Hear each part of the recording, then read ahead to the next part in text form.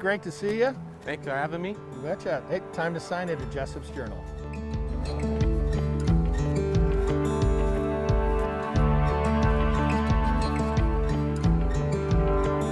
In today's episode of Jessop's Journal, I have James Jackson III. Okay, the third. So welcome, James. Thank you.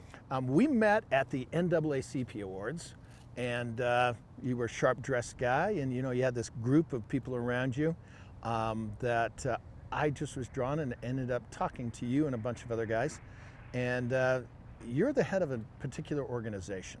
Yeah. Tell me about it. I'm the founder and executive director of the Utah Black Chamber. We were established in September 2009, so come September, it will be our 11th year as an organization here in Utah, and our focus is to elevate the visibility, elevate the black businesses and business professionals here in Utah, provide education and resources to them as well as we continue to change Utah's diversity landscape. Virtual fist bump. Yeah. It was interesting because Ed, my collab over here, he and I have done a lot of things, and it's so intriguing because you start meeting people and it just kind of branches out, and all of a sudden you go, I know that person from this and this and this and this, because there was this great episode that we did with Mac. She was the singer at that event that got the standing ovation. Oh my gosh. If you haven't had a chance to watch that, you got to check that out, people. Anyway, I digress. Okay, James, I'm going to tease you. I mean, James Jackson III just sounds like, beefy name here, okay? So tell me about number 2. James Jackson Jr. is my father.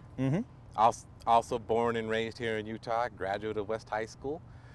He and my mom currently live out in the West Jordan area. Yeah. And he managed the cell phone tower. So he works for a property management company that manages the cell phone towers across the West. So when COVID happened, he was already working from home. So true. Nothing really changed for him, and he still drives out and manages the cell phone towers. And as you can imagine, cell phone towers are out distance from everybody. Oh, yeah. So his job, never really changed. Well, the good thing is, his job's gotten real important. Now, I have to admit, I'm not a big, huge fan of all these flipping Zoom conferences that we have to do. Yeah. But, I'm a hands-on type kind of person, but the importance of all the cell communication, very, very focused now. Yeah, absolutely. Okay, now let's go into number 1. Numero uno. There's got to be a James Jackson that started this all. Yeah, the original James Jackson. He and my Nana and Papa came from Muskogee, Oklahoma. Born and raised there, came out to Salt Lake in the mid-50s when they're actually on their way to California to visit a relative. Okay. But they found out about the railroad jobs here. And so my grandfather looked into it and made Salt Lake City their home out in Rose Park area, just right by the fairgrounds. What are we doing? And that's where the Jackson family in Utah really started. Okay. So it was my dad and four siblings, three siblings. So 4 total. Just checking there, okay. All have J's, Yeah. Jerry, Jackie, Judy, and Jerry. Perfect. Yeah. Well, this is Jessop's Journal, so hey, there's some more J's All the for you. J's. I love it. Yeah. Oh, that's cool. So the thing that I look at is, and I love the fact that you've got these stories, What kind of things did your grandfather teach you? My grandfather taught me how to dress. Honestly, he wore a suit every day. Serious? He worked 40 years at University of Utah as in their custodial department. Yeah. And even in the custodial department, he still wore suit and tie, sometimes a 3-piece suit, even at home. I mean, that's just the culture he was brought up in. Yeah. That's the way you always dressed. And so growing up in the Black Baptist Church, suits is something I've always wanted to own, and just kind of grew into that. And, always wanted to make sure I made that first impression. Another thing he instilled in me really was, he's actually the one who got me out there speaking in public. I grew up pretty shy and passive, and I'll never forget, it was in 1992. And, during this times that we're in now, I'll never forget 1992 in that spring, because it was that right during the Rodney King was going on. Yeah. And I recall specifically that, we were in that hotel wondering if we should leave or not during the nighttime. And, my grandfather, and as I look back, he and my they were never without, right? They lived very modestly. Um, he always joked about, oh, I got plenty of money, and pull out his little change purse. So, Yeah. no, if anything, this time he had to be a little bit of a penny pitcher. Yeah. But he, so that was, so I'll never forget that time, because we're wondering whether or not that where we're at was going to be impacted by the riots. But it was that moment, I went traveling really around the country with him, with the Baptist Layman Convention and the National Really? Baptist Congress of Christian Education, and going to those events, and a few of them I spoke at, and this was my first one. And I was, speaking in front of a few hundred older black people, male and female, and just hearing the praise afterwards. And I never was nervous as I thought I would be. Yeah. And from that just let me know that, hey, I can probably do pretty well at this. This was fun. About how old were you? 12, 13 years Serious? old. Yeah. Awesome, dude. Yeah. Okay, now I'm going to tease you about this because I have a good friend that used to work with me here at the TV station, and she's in the choir at the Baptist church. And so I would go there, and she'd invite me, and I had a blast, And so, do you sing as well? Some people may say differently. I say no, as well as many others, but I sang in the choir a few times. There you go. Hung out there. I mean, I can carry the right note if you teach me right. But never a solo. No, well, yeah, I'm kind of the same way. I love to sing a little, Sweet Chariot, but I'm not sure I'm going to be the lead guy. Catch me in the car in the shower. I'm the best vocalist there is. But outside of that, my kids and my partners should, they may tease me every now and then hearing me sing, making up songs all the time. But yeah, outside of that, never singing seriously on any occasion. Right. Talking about serious, so Senior came from Oklahoma, and it was the 50s, okay? What kind of reception did your Nana and your grandfather get here in Utah? It was about the reception you can imagine during segregation. I mean, people thought that segregation was in the South, but segregation was in the West too, all the way into California. Utah was a segregated state. So, Rose Park was pretty much the one spot that was somewhat welcome for them, and being able to go to specific spots. And I'm pretty sure if it wasn't for the Black Baptist Church, then who knows how long they would have lasted living in Salt Lake City. I'm trying to kind of figure this out, and so we talked a little earlier, and I have some black family members, and so it's a little different. But I also am not going to say that I've walked in your shoes, and you haven't walked in mine. And so the whole thing I want to do with Jessop's Journal is to talk to people and see if we can find some common ground. And what does the black community mean to you? It's my village. Yeah. What's interesting is that I'm biracial. Not a lot of people know that, my mom is of Mexican heritage, born in McAllen, Texas, so right on that border there. Right. Came out to Utah when she was 8 with her family. But I learned Spanish in school, so, yeah. But I still really close, of course, with my mom's side of the family, and, my cousins and uncles are there. But as I grew up in the black culture. And that's my village, and it was those people who surrounded me that made me to the person I am today. And Utah has a very tight-knit community, very family-oriented. So when you have that type of culture, you lean on people even outside of your mother and father. My parents were young when they had me, so it was that village that was surrounding me that formed me into this person you see today. So how can we expand that village? Because, on the one hand, I understand, being with people that are like you and such, but the other thing I'm trying to figure out is, and it drives me nuts, okay? There is so much, loud noises, I will say, on the left, and there's so many loud voices on the right. But the reality is we're all just human beings, and we're all just doing our thing. How do you think that we can work together? I mean, how do you view that? We need to get in the position to where we are listening to understand instead of listening to respond. This is something I've been preaching about for the last month now, as I've been talking to a bunch of companies and organizations and even a few police departments. Is we've been in this back and forth for so long with these loud noises you're talking about, right? And if you can imagine for a moment, these loud noises are on both sides, on one, they're separated by water. There's these bodied lands, and we're shouting across this water and with this bridge up. And so all we're doing is we're trying to share our message, and they're trying to share the message back, but we're just having these walls up, these barriers to where all we're hitting is that back of that bridge, that front of that bridge. And so what we need to do is listen and to understand. And the more that we understand, that bridge starts to come down. And when that bridge comes down, you're going to find this ground that I like to call common ground, where we can come together, share both of our perspectives still, but at least find the good out of each of those perspectives. And then out of those perspectives, we can find solutions. And so it's not my vision, it's not your vision, it's not the left vision or the right vision. It's a new vision that's going to come out of this to where we really bring people together.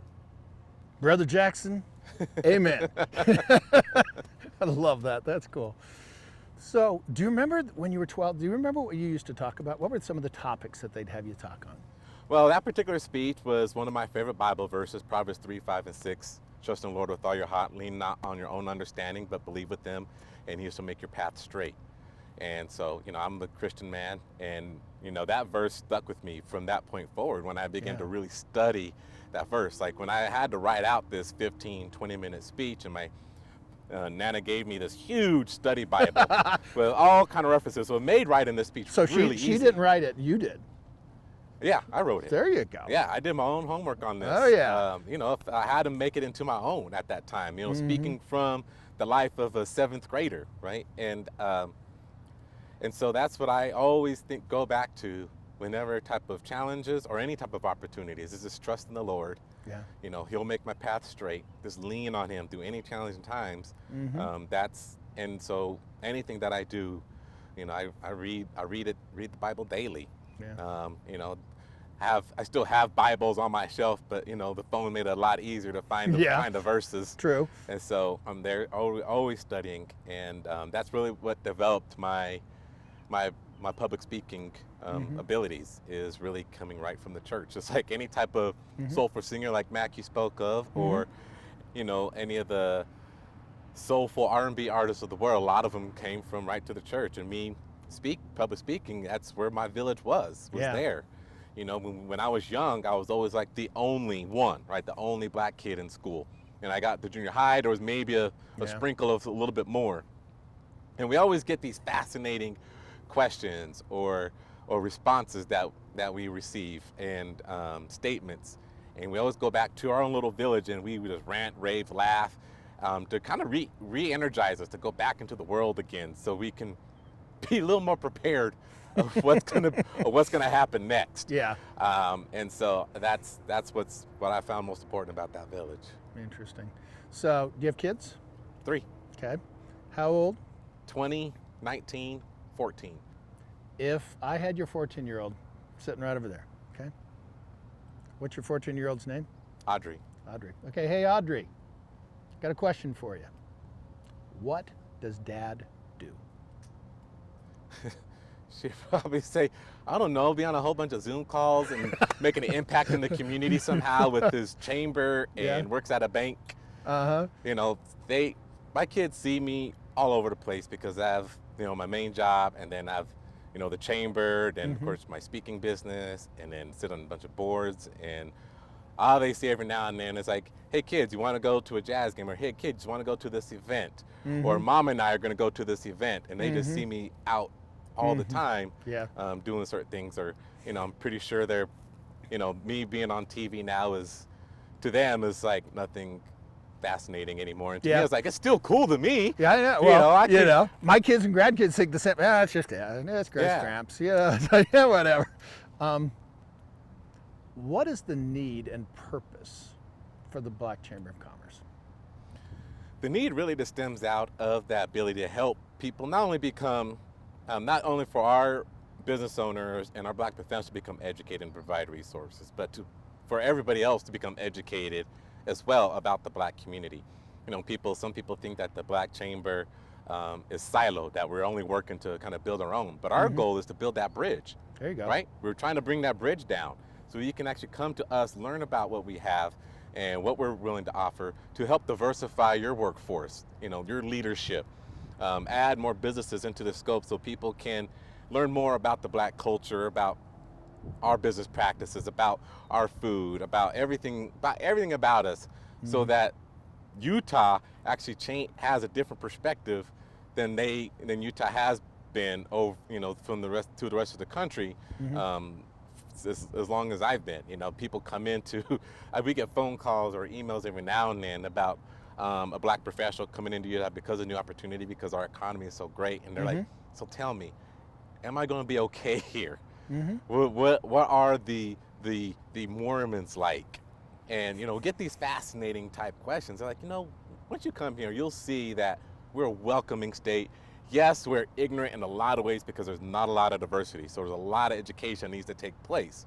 But for the most part, it's a good place to be. And I mean, you live in a postcard with if you think about just our normal landscape. Oh yeah, right? All the state parks, the 5 national parks. Oh yeah, I hear you. Yeah. Well, the one thing that I like to kind of close with is, this is my journal, and it's Jessop's journal, okay?